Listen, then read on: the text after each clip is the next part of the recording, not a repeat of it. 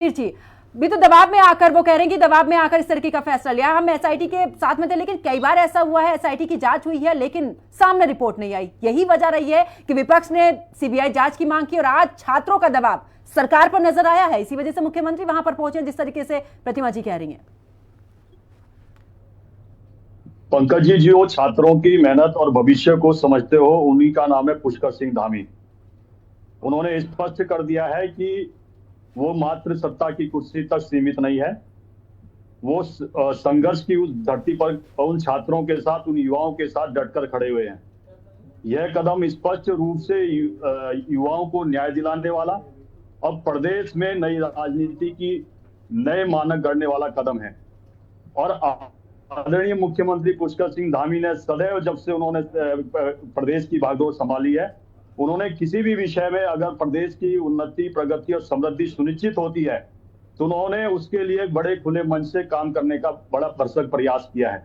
आज भी जिस प्रकार से उन्होंने युवाओं के बीच में जाके जो संघर्ष की जो धरती मैंने बताया, वहां पर जाके उनको जिस प्रकार से संबोधित किया, उनके बीच में जिस प्रकार से उन्होंने सारे विस्तार से बताया, वो स्पष्ट रूप से दिखाता है कि इस प्रदेश को बनाने में जिस प्रकार से भारतीय जनता पार्टी ने, श्रद्धेय अटल बिहारी वाजपेयी जी ने नींव रखी थी, उस नींव में किसी प्रकार का कोई भी किसी प्रकार की कमी ना हो, किसी प्रकार का कोई। ठीक है सत्यवीर जी, जो हमने देखा भी है सत्यवीर जी का प्रदेश बना, मामला ये नहीं है, मामला यही है कि जो कांग्रेस अभी कह रही है कि एसआईटी की रिपोर्ट्स तो कभी सामने आती नहीं है, वो ये कह रहे कि आपने दबाव में आकर आज मुख्यमंत्री पहुंचे हैं, उनका ये कहना है। हम स्पष्ट तौर से कह दूं, हम किसी के दबाव में आके काम नहीं करते।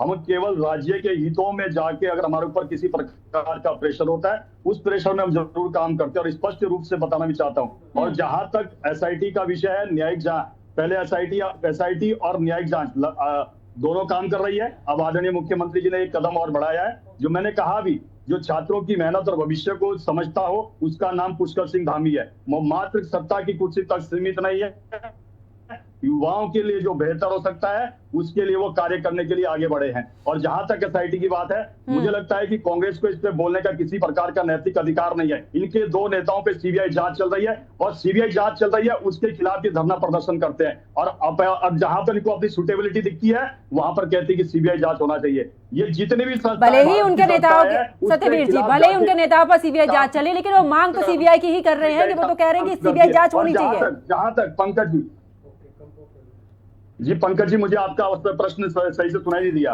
भले ही उनके नेताओं के खिलाफ भले ही जांच चल रही है, लेकिन वो अड़े हुए इसी बात पर हैं कि सीबीआई जांच ही होनी चाहिए, क्योंकि जिस तरीके से प्रतिमा जी कह रही है, हम डरते नहीं है। ये मौका प्रस्त राजनीति करते हैं पंकज जी, मात्र और मात्र कांग्रेस मौका प्रस्त राजनीति करती है। जहां पे इनको लगता है कि इनको राजनीतिक लाभ मिलने वाला है, वहां पर कहते हैं कि सीबीआई जांच होनी चाहिए। जहां पर इनके नेता, चाहे हरीश रावत हो, चाहे हरक सिंह रावत हो, जहां पे गिरते हुए नजर आ।